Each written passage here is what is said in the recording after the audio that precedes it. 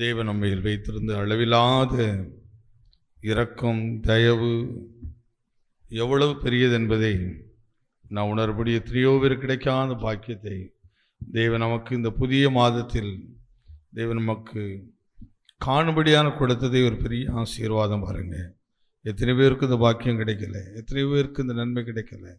ஆனால் கர்த்தர் வருஷத்தின் அதாவது மத்திய பகுதி 6வது மாதம், கடந்த 5 மாதங்களும் தேவன் நமக்கு செய்த கிருபைகளுக்காக ஸ்தோத்திரம் பண்ணுவோம். ஸ்தோத்திரம், ஸ்தோத்திரம், ஸ்தோத்திரம், ஸ்தோத்திரம், ஸ்தோத்திரம், ஸ்தோத்திரம், ஸ்தோத்திரம், ஸ்தோத்திரம். நாம் போக்கிலும் வரத்திலும் கர்த்தர் நமக்கு துணையாக இருந்தார், நம்ம நடத்தினார், நம்முடைய தேவைகளெல்லாம் சந்தித்தார், நல்ல ஆலோசனை கொடுத்து நடத்தினார். அவைகளுக்காக அப்படி கர்த்தர் நாம் ஸ்தோத்திரம் பண்ணுவோம். சோத்ரம், சோத்ரம், சோத்ரம், சோத்ரம், சோத்ரம், சோத்ரம், சோத்ரம், சோத்ரம். குறிப்பாக சத்துருடைய எத்தனையோ சதித்திட்டங்களை தேவன் முறியடித்ததுக்காக நாம் கர்த்தரை சோத்ரம் பண்ணுவோம். சோத்ரம், சோத்ரம், சோத்ரம், சோத்ரம், சோத்ரம், சோத்ரம், சோத்ரம். கர்த்தர் நமக்கு பாராட்டின அளவில்லாத கிருபைகளுக்காக நமக்கு நல்ல உண்ண உணவு, உடுக்க வஸ்திரம், தலைக்கு என்ன இப்படி கொடுத்து நம்மளை பராமரித்தாரே, அதை நினைத்து கர்த்தரை ஸ்தோத்திரம் பண்ணுவோம். சோத்ரம், ஸ்தோத்ரம், சோத்ரம், சோத்ரம், சோத்ரம், சோத்ரம், சோத்ரம், சோத்ரம். நல்ல பிதாவே, இப்பொழுது நாங்கள் உடைய முகத்தை நோக்கி பார்க்கிறோம், நீர் எங்களோடு பேசுவோம்.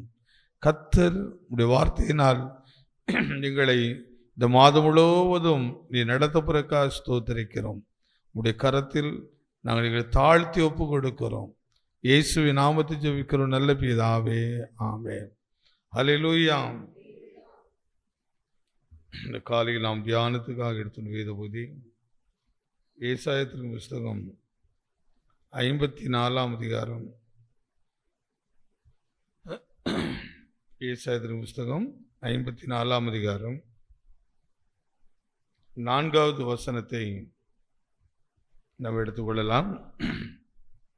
ஏசாயாவின் புஸ்தகம் 54ஆம் அதிகாரம் 4வது வசனத்தை வாசிக்கலாம். பயப்படாதே, நீ வெட்கப்படுவதில்லை, நானாதே, நீ இலச்சை அடைவதில்லை. உன் வாலிபத்தின் வெட்கத்தை நீ மறந்து உன் விதவையாயிருப்பேன், நிந்தையே இனி நினையாதிருப்பாய். வாசித்தது வேத பகுதி ஓரளவுக்கு நாம் எல்லாருக்கும் நன்றாக தெரிந்த ஒரு வேத வார்த்தை தான். எப்படிப்பட்ட சூழ்நிலையில்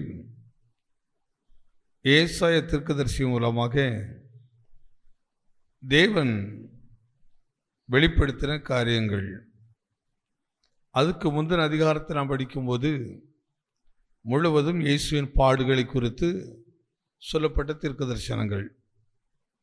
இயேசு அன்றைக்கு பிறக்கலை, ஆனால் அவரை குறித்து 53ஆம் அதிகாரம் முழுவதும் அவர் பாடுபடுகிறார், எதற்காக பாடுபடுகிறார், யாருக்காக பாடுபடுகிறார், அவருடைய நிலைகள் என்ன என்பதையெல்லாம் முழுவதும் அதை குறித்து எழுதிவிட்டு அடுத்த காரியத்தை தீர்க்கதரிசனமாக அவர் சொல்கிற காரியம், எப்படிப்பட்ட நபர்களை குறித்தெல்லாம் பயப்படாது என்று சொல்கிறார் என்று பார்த்தால் 1ஆம் வசனம் சொல்கிறது, பிள்ளை பெறாத மலடியே மகிழ்ந்து பாடு, கற்ப வேதனைப்படாதவளே கம்பீரமாய் பாடி ஆனந்த சத்தமிடு, வாழ்க்கைப்பட்டவருடைய பிள்ளைகளை பார்க்கிலும் அநாதை ஸ்திரீகளுடைய பிள்ளைகள் அதிகம் என்று கர்த்தர் சொல்கிறார். அதனால் உன் கூடாரத்தின் இடத்தை விசாலமாக்கு, உன் வாசஸ்தலங்களின் திரைகள் விரிவாகட்டும், அதை தடை செய்யாதே. உன் கயிறுகளை நீளமாக்கி உன் முளைகளை உறுதிப்படுத்து. நீ வலதுபுறத்திலும் இடதுபுறத்திலும் இடங்கொண்டு பெருகுவாய். உன் சந்ததியார் ஜாதிகளை சுதந்தரித்து கொண்டு பாழாய் கிடந்த பட்டணங்களில் குடிவேற்றி வைப்பார்கள். அதனால் நீ பயப்படாதே. யாருக்கு இந்த தீர்க்க தரிசனத்தின் ஒரு ஆழத்தை கவனித்து பார்க்கும்போது இதில் சொல்லப்பட்ட வாசித்த ஒவ்வொரு பகுதியிலும் எவைகளெல்லாம் இல்லையோ, எவைகளுக்காகலாம் காத்திருந்தார்களோ, எவைகளுக்காக எதிர்பார்த்து கொண்டிருந்தார்களோ, அந்த அப்படிப்பட்ட நபர்களை ஒரு தகப்பன் தன் கரத்தை பிடித்து சொல்லுவது போல, பயப்படாதே, அந்த வார்த்தையை தேவன் பயன்படுத்துகிறார். எப்படிப்பட்ட ஒரு காரியத்தை, அதாவது ஒரு குடும்பத்துக்கு என்ன தேவை, ஒரு குடும்பத்தில் எப்படிப்பட்ட மகிழ்ச்சி இருக்க வேண்டும், ஆனால் அந்த மகிழ்ச்சி இல்லாதபடிக்கு ஒரு குறிப்பிட்ட காரியத்தை இழந்து போனவர்கள் குடும்பத்தில் இருக்கிற துக்கத்தை போல இருக்கிற துக்கங்கள், வேதனைகள், இப்படிப்பட்ட நிர்பந்தத்துக்குள் அநேக நேரங்களில் அநேக குடும்பங்கள் பல ஆண்டுகளாக வாழ்ந்து கொண்டு இருப்போம். அல்லது சில தலைமுறைகளே அப்படி இருப்பார்கள். இப்படி இழந்து போனது, அதாவது எவைகளெல்லாம் ஒரு மகிழ்ச்சியை கொடுக்குமோ அந்த மகிழ்ச்சி அந்த குடும்பத்தை இல்லாதபடிக்கு அந்த வேதனைகளும் பாரங்களும் அவர்களை கலங்கடித்து கொண்டிருக்கிறபடினால், அப்படிப்பட்டவர்களுக்கு தேவன் சொல்கிறது, எப்படி சொல்கிறா பாருங்கள், உன் சந்ததியை இப்படி தான் நான் ஆசீர்வதிக்க போகிறேன், அதனால் இன்றையிலிருந்து நீ பயப்படாத. போன மாதத்தில் நாம் தியானித்த வார்த்தை என்ன? நீ பயப்படாத, நான் உனக்கு கேடகமும் மகா பெரிய பலனுமாக இருப்பேன். அதனுடைய அடிப்படையில் தான் இந்த மாத வாக்குத்தத்தங்களும் இந்த 6வது மாதத்திலும். இந்த மாதத்தில் தேவன் சொல்கிற ஒரே காரியம், ஒரே ஒரு வேடு தான், ரொம்ப அற்புதமாக இருக்கிறது. பயப்படாத, நீ என்ன பண்ண போறதில்ல, எத்தனை விசுவாசிக்கிறீங்க?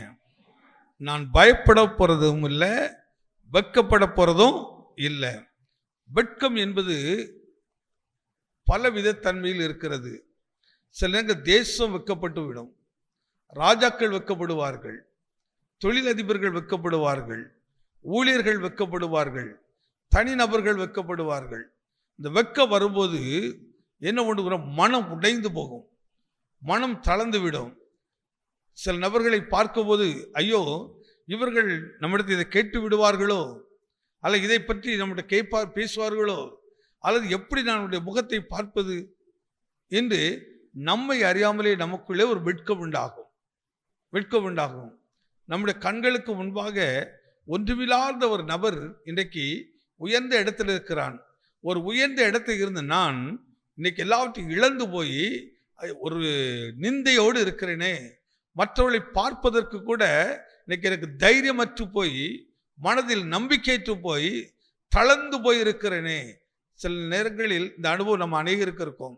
சில உறவுகளை பார்க்கும்போது அவர்களை பார்த்து நாமே விலகி போவோம், அல்லது நம்மளை பார்த்து சிலர் விலகி போவார்கள். ஏன்? அப்படி முகத்தை பார்ப்பதற்கு அவர்களுக்குள் மன தைரியம் இல்லை. அவருடைய முகத்தை பார்த்து பேசுவதற்கு மனதில் ஒரு வெட்கம். எப்போது வெட்கம் வரும்?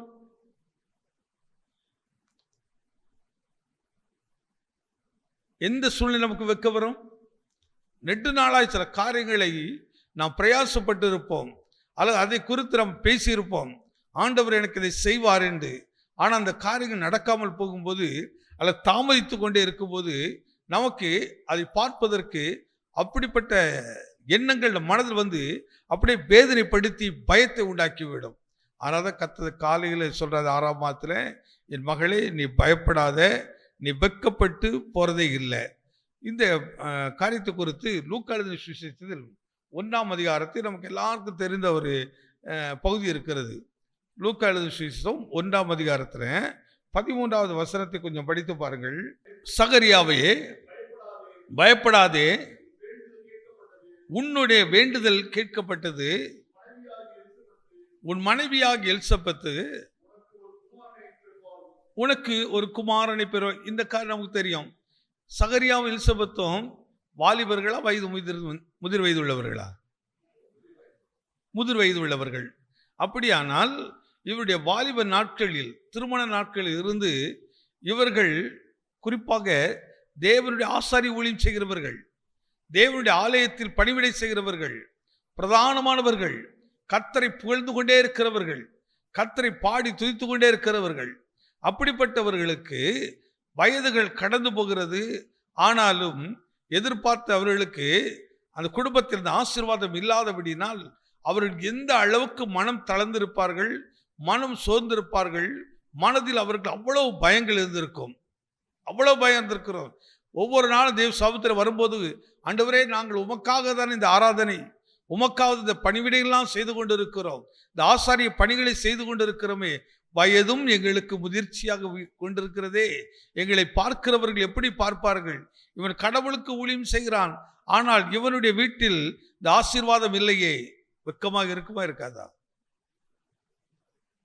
ஒரு குழந்தை, ஒரு பையன் இருக்கிறான், ஒரு 15 வயதில் ஒரு கடையில் போய் வேலைக்கு செய்கிறான்னு வைத்துக் கொள்ளுங்கள்.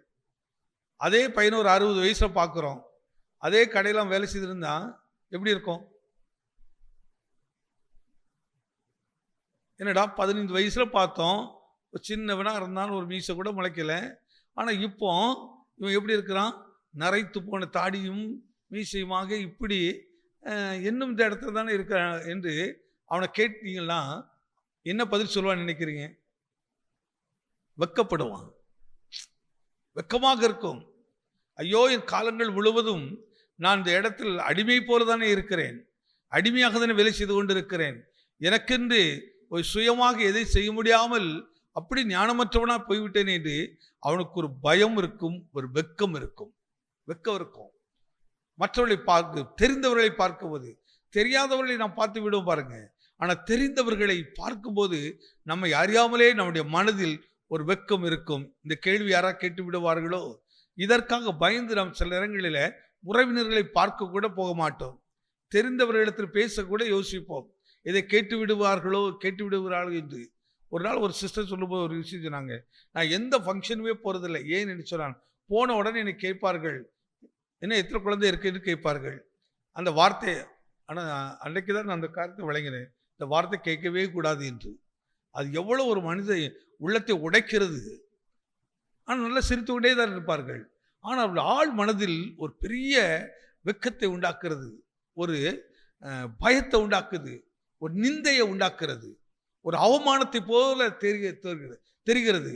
அப்போ தேவனுடைய ஆலயத்தில் ஆசாரி ஊழியம் செய்கிற சகரியாவுக்கும் எலிசபெத்துக்கும் எந்த அளவுக்கு மனதில் அவர்களுக்கு அந்த காயம் இருந்திருக்கு பாருங்கள்.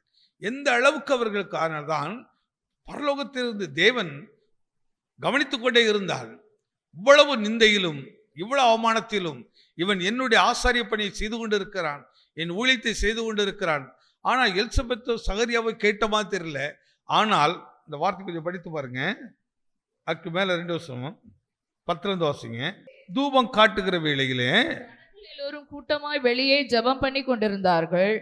அப்பொழுது கர்த்தருடைய தூதன் ஒருவன் தூவுபிடத்தின் வலது பக்கத்திலே நின்று அவனுக்கு தரிசனமானான்.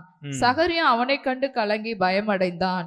தூதன் அவனை நோக்கி, சகரியாவே பயப்படாதே, உன் வேண்டுதல் கேட்கப்பட்டது. பாருங்கள், சகரியாவே, இந்த வார்த்தை தான் என் மனதை தொட்ட ஒரு வார்த்தை. சகரியாவே. இப்ப அந்த வார்த்தையில் என்ன பேர் சொல்லுங்க? உங்க பேரை சொல்லி சொல்லுங்க. நம்ம பேர் சொல்லி சொல்லுவோம் எல்லாரும். எமியே என்ன செய்யாத, எனக்கு கேட்கவே இல்லை. உங்க பேரை சொல்லி சொல்லாம என்ன செய்யாதீங்க, பயப்படாதீங்க. சகரியாவை கரெக்டா சொல்றாரு. அந்த வார்த்தை மீண்டும் படிங்க. சகரியாவே பயப்படாதே, சகரியாவே நீ என்ன செய்யாத, கரங்களை தட்டி ஆண்டவர் நாமத்தை பயன்படுத்துங்க. அன்றைக்கு சகரியாக்கா இறங்கின தூதன் இன்றைக்கு இந்த 6வது மாதத்தில் இந்த 1 தேதி காலையில நமக்காகவே இறங்கி வந்து அவர் பேசுகிறார். என் மகள் இனிமே பயப்படக்கூடாது, என் மகளின் வெட்கமும் படக்கூடாது. அந்த வார்த்தை எப்படி இருக்கிறது பாருங்க, ரொம்ப அற்புதமா இருக்கு. நீ பயப்படவும் கூடாது, வெட்கப்படவும் கூடாது. வெட்கத்தை இன்றைக்கு கர்த்தர் சந்தோஷமாய் மாற்றணும், அதை மகிழ்ச்சியாய் கர்த்தர் மாற்றணும். அது மனுஷனால் கூடாதது, தேவனால் மட்டும்தான் கூடும். அதனால்தான் மனுஷனுக்கு காத்திருக்காத, தேவனுக்காக காத்திரு. அவ சகரியாவை பாருங்கள், அவன் இளவயது திருமணத்தை பண்ணின பின்பும் எத்தனையோ ஆண்டுகள் காத்து கொண்டே இருந்திருக்கிறான். அவனுக்கு அது ஒரு நிந்தை, ஒரு அவமானம், அவனுக்கு ஒரு வேதனையாக இருந்தாலும், ஆனால் கர்த்தருடைய பிரசன்னத்தை விட்டு விலகவே இல்லை, கர்த்தருடைய ஊழியத்தை விட்டு விலகவே இல்லை, கர்த்தருடைய பணிவிடையை விட்டு விலகவே இல்லை. அந்த வேலை செய்து கொண்டே இருக்கிறார். அதனால தான் இப்படி வேதம் சொல்கிறது, நெடுநாளாய் காத்திருக்கிறது இருதயத்தை இளைக்க பண்ணும், ஆனால் விரும்பினது வரும்போது அது எப்படி இருக்குமாம்? ஜீவ விருட்சம் போல் இருக்குமாம். கர்த்தர் நெடுநாளை காத்திருக்கிறனால் உன் ஆள் மனம் உடைந்து சோர்ந்து நம்பிக்கையற்று, ஆனாலும் இல்லை எனக்கு ஆண்டவரை விட வேற வழி கிடையாது என்று நீ விசுவாசத்தோடு அப்படி முகத்தையே தேடிக்கொண்டிருப்பாயானால், அப்படி பாதத்தையே அமர்ந்து கொண்டிருப்பாயானால், இந்த காலையில் தேவன் அவருடைய கரத்தை நமக்கு நேராக நீட்டி ஒவ்வொருடைய கரத்தை பிடித்து இந்த வார்த்தை தான் சொல்கிறார், பயப்படாதே, நீ என்ன செய்யப்படுவதில்லை, வெட்கப்படுவதே இல்லை. வெட்கம் ஒரு சாதாரண விஷயம் இல்லைங்க. ஒரு மனிதனுடைய வாழ்க்கையை புரட்டி போடுகிற ஒரு காரியம். வெட்கம் என்கிறது ஒரு மனுஷனுடைய ஜீவனையே கேள்விக்குறியாக மாற்றிவிடும். வெட்கங்கிறது சாதாரண 2 வெக்கம் இருக்குது. நாட்களில் எப்போ வெட்கப்படுவாங்க? கல்யாணம் அன்னைக்கு ரொம்ப வெட்கப்படுவாங்க. கன்சீவ் ஆகினா வெட்கப்படுவாங்க. ஆனால் இன்னைக்கு அதெல்லாம் வெட்கப்பட்டது இல்லை. இன்னைக்கு கல்யாணத்தில் வெட்கப்பட்டதே இல்லை. நம்ம பார்க்க முடியல அப்படி வெட்குங்கிறத. முந்தி அவங்கள அதுக்குதான் 2 தோழி வச்சுருப்பாங்க, கையை பிடிச்சி கூப்பிட்டு போகிறதுக்கு. இன்னைக்கு தோழிலாம் வேண்டாம். ஒரு கொஞ்ச நாள் முன்னாடி ஒரு கல்யாணம் நடந்துச்சு. அந்த பொண்ணு படிக்கட்டு ஓடுறத பார்த்தா அவ்வளவு வெக்கம், அந்த நாணம் என்கிறதுலாம் இப்போ கிடையாது. அந்த வெக்கம் அது நல்ல வெக்கம். ஆனால் சிலருக்கு தோல்வியினால் வர வெக்கம், ஏமாற்றத்தினால் வருகிற வெக்கம், பிரயாசப்பட்டு அதனால்தான் சீசர்கள் சொல்கிறார்கள், ஐயரே நாங்கள் ராம் முழுவதும் பிரயாசப்பட்டு என்ன செய்யல, வெக்கத்தோடு வந்திருக்கிறோம். கடல்ல பிரயாசப்பட்டு நாங்கள் இந்த காலையில் வெக்கத்தோடு வந்திருக்கிறோம். ஆனால் இயேசு காலையிலே அவர்களை ஆசீர்வதிப்பதற்காக நிற்கிறார். காலையில் அவர்கள் ஆசீர்வதிப்பதற்காக நிற்கிறார். பிள்ளைகளே ஏதாவது இருக்கிறதா? சொல்கிறார்கள், இல்லையா, ராம் முழுவதும் பிரயாசப்பட்டுட்டோம். இந்த கேள்வி நீ கொஞ்சம் மனதில் கொஞ்சம் வைத்து பாருங்க. 30 வருஷம் பிரயாசப்பட்டிருக்கிறோம், 10 வருஷம் பிரயாசப்பட்டிருக்கிறோம், 20 வருஷம் பிரயாசப்பட்டிருக்கிறோம். ஆனால் பிரயாசப்பட்டு ஒவ்வொரு நாளும் வெக்கத்தோடு வந்திருக்கிறேன். இன்றைக்கு எந்த இடத்துக்கு நீ வெக்கத்தோடு வந்தாயோ அந்த இடத்தில் இயேசு நம்மை ஆசீர்வதிக்க இருக்கிறார். அவர் ஆயத்தமாக இருக்கிறார். பிள்ளையே அழைக்கத்தக்கதா நிற்கிறார். நீ என் வார்த்தை கீழ்ப்படி, நான் வாழ்க்கையை மாற்ற போறேன், என் வார்த்தைக்கு செவி கொடு. அதே கடல் தான், அதே வலைதான், அதே படகுதான் உனக்கு வெக்கத்தை கொடுத்தது. ஆனால் இன்றைக்கு உன்னை ஆசீர்வதித்து அனுப்ப போறேன். நீ பயப்படாம தைரியமா போ, நான் சொல்றபடி மட்டும் செய், இன்னும் கொஞ்சம் ஆழத்துக்கு போகிறாரு. இது எதை காட்டுகிறது? கர்த்தர் மேல் வைத்திருக்கிற விசுவாசம் இன்னும் கொஞ்சம் ஆழமா போகணும். இன்னும் கொஞ்சம் ஆழமாய் நீ செயல்பட வேண்டிய காலங்கள் இது. நீ அந்த ஆழத்துக்குள் போகாம கரையில் நின்று கொண்டே நீச்சல் அடிச்சு பழகிட்டு இருக்கிறான். கரையிலே நின்று இருக்கிறாய். கொஞ்சம் ஆழத்துக்கு போ, அப்போதான் நீச்சலுடைய மகிமை உனக்கு தெரியும். கொஞ்சம் ஆழத்துக்கு போ. இயேசு அதை தான் சொல்லுகிறார் தம்முடைய சீசர்களுக்கு. அது எப்படிப்பட்ட சீசர்கள் பாருங்கள், அவரை மறந்து பின்மாற்றத்தில் போனவர்கள். இன்றைக்கு கர்த்தர் அப்படிப்பட்ட ஒவ்வொரு மனநிலைகளையும் ஆராய்ந்து பார்த்து, அப்படி உணர்வுகளை ஆராய்ந்து பார்த்து, என் பிள்ளைகள் இதற்கு மேல் வெட்கப்படக்கூடாது, என் ஜனங்கள் இதற்கு மேல் வெட்கப்படக்கூடாது. அதனால் ஒரு வார்த்தை சொல்ல, முதல்ல பயப்படாத, நீ என்ன வெட்கப்பட போறதே கிடையாது. எத்தனை விசுவாசிக்கிறீங்க? கரங்களை தட்டி, இல்லை ஆண்டவரே, இன்றைக்கு இந்த வார்த்தையை நான் முழுவதும் அப்படியே ஏற்றுக்கொள்கிறேன். இது எனக்காக ஒரு வார்த்தை, இது எனக்கான ஒரு வார்த்தை, நான் வெட்கப்பட்டு போறதே இல்லை.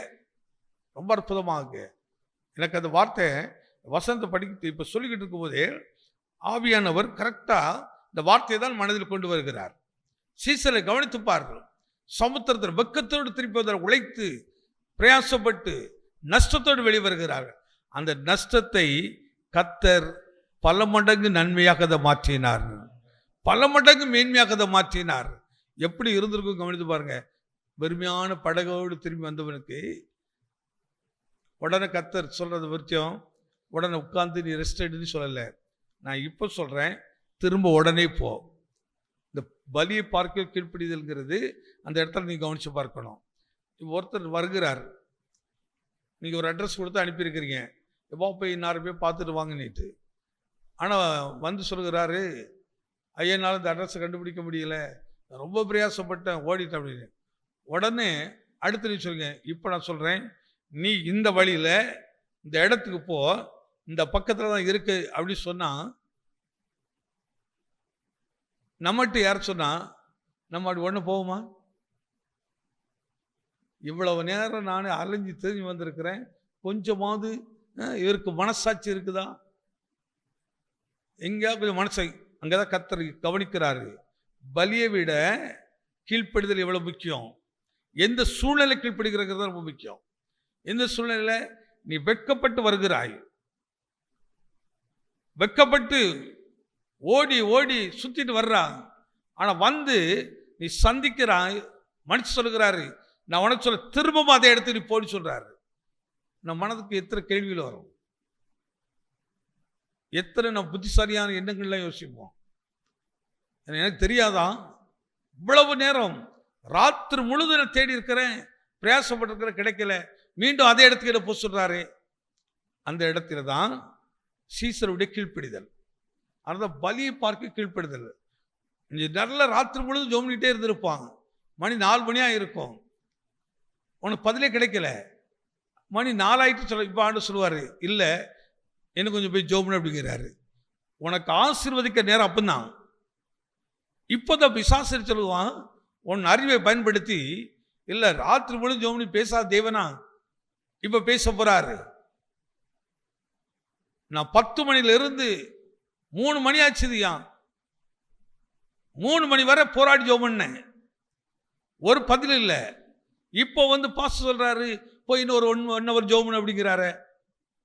கேள்வி வருமா வராதா? என்ன? ஏன்னாங்க மாம்சத்தை அறிவு வேலை செய்யும், மாம்ச உணர்வுகள் வேலை செய்யும். அந்த மாம்சத்தின் உணர்வுகளை முழுவதுமாக செயலற்று போக பண்ணி நீ முழுவதும் என் வார்த்தை கீழ்ப்படியணும். அந்த இடத்துல உடனே பேதுரு யார் ஒரு வார்த்தை சொல்லல, நீங்க போங்க, அவர் ஒரே வார்த்தை காசு, ராமுழுது பிரயாசப்பட்டவையா, ஆனால் நான் வெக்கத்தோடு போந்திருக்கிறேன். ஆனால் கர்த்தர் சொல்றாரு, அதெல்லாம் ஒன்றும் வைக்கலாம் இல்லை, அதுக்கேற்ற மகிழ்ச்சியோடு திறப்புறேன், இப்போ நான் சொல்ற திரும்ப போ அப்படிங்கிறார். உடனடியாக போனார்கள். பலியை பார்க்கிலும் அந்த கீழ்ப்படிதல் தான் பயத்தை நீக்கும், வெட்கத்தை நீக்கும், அவமானத்தை நீக்கும். நீ இரட்டிப்பான நன்மையோடு கர்த்தர் உன்னை உயர்த்துகிறதை நீ மட்டுமல்ல சுற்றி இருக்க ஜனங்கள் பார்க்கும்படி செய்வார். அப்போ ஜெபம் ரொம்ப சிஸ்டர் அடிக்கடி இப்போ தான் சொல்லியிருந்தாங்க, நம்ம சபையில் சில குடும்பங்களுக்காக ஒரு 11 மணிலேருந்து 12 மணி வரை ஜெபிக்கலாம் வந்தாங்கன்னா ரொம்ப நல்லா இருக்கும் அப்படின்ட்டு. என்ன சொல்ல, நாங்கள் பகலாம் வேலை, வீட்டுக்கு வந்து இவ்வளோ வேலை, அடுத்து அப்போ தான் தூங்க வேண்டிய நேரத்தில் வந்து பாஸ்டமாக்கு வேறு வேலையே கிடையாது, அப்படியே அவங்க வீட்டிலே பாருங்க, அவங்க சொல்லுவாங்க, நீட்டு ஐயாவும் சொல்கிறாரு பாருங்க, அப்படி யாராவது நினைக்கிங்களா? நினைக்கல. வாரத்தில் ஒரு நாளாவது பாஸ்டமாக ரெடியாக இருக்கிறாங்க உங்களோட ஜெபம் பண்ணுறதுக்கு. வாரத்தோடு ஜெபம் பண்ண, நீ ஏன்னா கட்டுகளை உடைக்கணும், நிந்தைகளை மாற்றணும், அதுக்கு நம்ம துணிந்து நிற்கணும், கீழ்ப்படிந்து நிற்கணும். அதற்கு விழிப்பு ஜெபம் ரொம்ப அவசியம். கர்த்தர் மட்டும் அதிகமாக எதிர்பார்க்கிறாரு.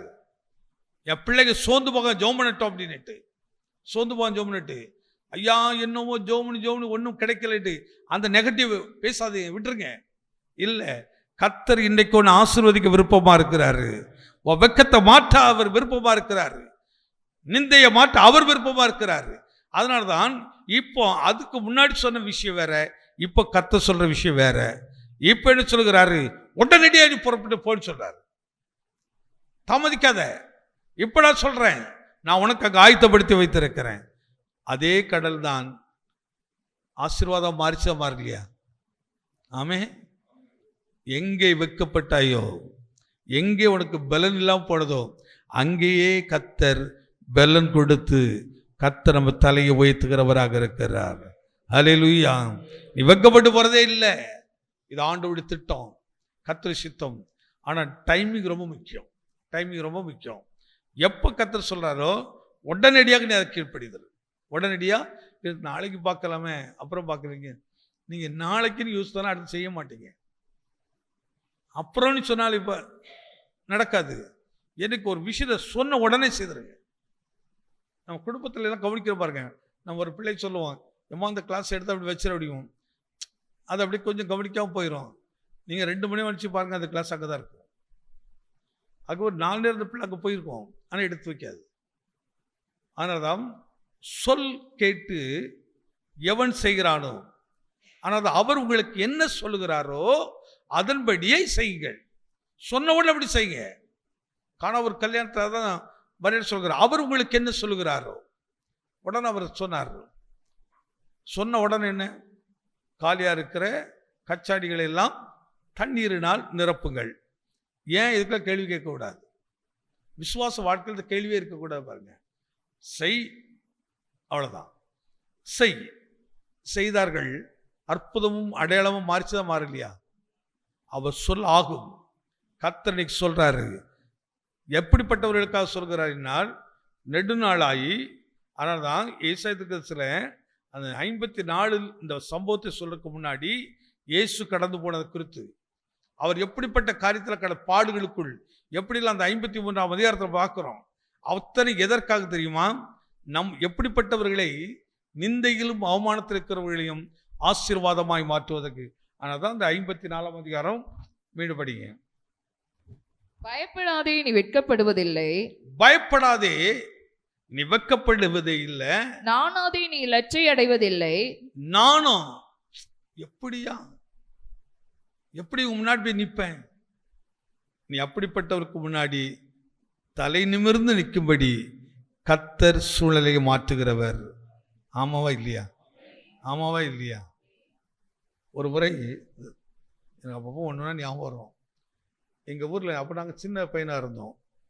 ஒரு ஃபேமிலி ஊரில் கடன் கஷ்டம் அப்படின்ட்டு ஊரை விட்டே ஓடிச்சு. ஊரை விட்டு இருக்கிற வீட்டை கூட விற்றுட்டு போயிட்டாங்க. அதுக்கப்புறம் ஒரு 20 வருஷத்துக்கு அப்புறம், 25 வருஷத்துக்கு அப்புறம் அதே ஃபேமிலி ஒரு நாள் காரில் வந்து இறங்குறாங்க. அப்புறம் நாங்கள் சின்ன வயசு, அங்கே போனது எங்களுக்கு தெரியாது. ஆனால் சொல்லுவார்கள், இவன் கடனால் ஊரை விட்டே ஓடினாள். அதே ஃபேமிலி அந்த ஐயாவுக்கு நிறைச்சி போன மீசை, நிறைச்சி போன தாடி, வயதானவராக இருக்கிறாரு. அந்த அம்மா இருக்கிறாங்க. அப்படி பிள்ளைகள் நல்ல வாலிபர்களாக திருமண வயது உள்ளவர்களாக இருக்கிறார்கள். வந்து அங்கே வந்து நின்று அவங்க சொந்தக்காரரு அங்கே வீட்டில் வரும்போதே பேக் நிறையா பேரிச்சம்பழம், சாக்லேட் வந்துட்டு வர்றவங்களுக்குலாம் அள்ளி கொடுக்குறாங்க. அப்போ இவங்க யார் இப்படி எல்லாத்துக்கும் கொடுக்குறாங்கன்னு சொல்லும்போது சொல்லுகிறார்கள், வெட்கப்பட்டு போனவர்கள் போன இவர்களோட இடத்துல ஒரு வேலைக்கு சேர்ந்து அந்த இடத்துலையே இவர்கள் ஒரு தொழிலதிபர்களாகி மாறி இன்னைக்கு உயர்ந்த இடத்துல அவங்க போகும்போது எப்படி போயிருப்பாங்க? சொல்லாமல் பெரியாமல் வெக்கத்தோடு போயிருப்பாங்க. ஆனால் கர்த்தர் அதே நபரை தலை நிமிர்ந்து, எனக்கு இந்த வருஷம் கர்த்தர் கொடுத்த வாக்குத்தை என்ன தெரியும் நமக்கு? உன் தலையை உயர்த்துவேன். அந்த அடிப்படையில் ஒரு மாதம் பேசிட்டே வரேன். உன் தலையை உயர்த்துவேன். அதே நபர் அதே ஊரில் வந்து நின்றுட்டு குறிப்பாக ஒரு வீட்டு முன்னாடி நின்று இதை கொடுக்குறாங்க. அப்பொழுது அவங்களை பற்றி அவங்க உறவினர் சொன்னார்கள், இவன் எனக்கு பெரியப்பா பையன், இப்படிலாம் கஷ்டத்தின் நிமித்தம் ஓடி போயிட்டார், கடனெல்லாம் வாங்கி அடைக்க முடியாது ஓடினார்கள். ஆனால் இன்னைக்கு கடவுள் இவனுக்கு அன்றைக்கு வாங்கின கடனை வட்டியோடு முதல்ல திருப்பவும் எல்லாத்துக்கும் கொடுப்பதற்காக வந்திருக்கிறார். இன்னைக்கு கடவுள் உயர்ந்த இடத்துல வைத்திருக்கிறாரு. இதே இடத்துல அவர் ஒரு வீடையும் வாங்குவதற்கு வந்திருக்கிறாரு. தலையை வைத்தராரோ வைத்தில்லையா? ஆசீர்வதித்தாரோ ஆசீர்வதியா? அதுக்கு சொன்ன ஒரு காரியம், நாங்கள் போகும்போது வெறுக்கையாக போன இடத்தில் இயேசுவை அறிந்தேன். இயேசுவை ஏற்றுக்கொண்டேன். அவர் என்னோடு பேசினார், உன்னை ஆசீர்வதிப்பேன், திரும்பவும் உன்னை அந்த இடத்துக்கு கொண்டு போவேன்னு சொன்னார். அதுவரை காத்திருந்தேன். கர்த்தர் எங்களை இன்னைக்கு ஆசீர்வதிக்க. இன்னைக்கு நானும் என் மனைவியும் கர்த்தர் கொடுத்த 3 பிள்ளைகளும் இன்னைக்கு ஆசீர்வாதமாக இருக்கிறோம். எங்களை இன்னைக்கு நாங்கள் ஒரு 10 பேருக்கு வேலை கொடுத்து கொண்டு இருக்கிறோம். இதாங்க கர்த்தர் உன் தலையை உயர்த்துவாரு. பயப்படாத. நீ எந்த இடத்துல வெக்கப்பட்டு ஓடுனாயோ அதே இடத்துல நீ போய் தலை நிமிர்ந்து நிற்பாய். கொடுக்கிற இடத்துல கர்த்தர் உன்னை ஆசீர்வதிப்பார்.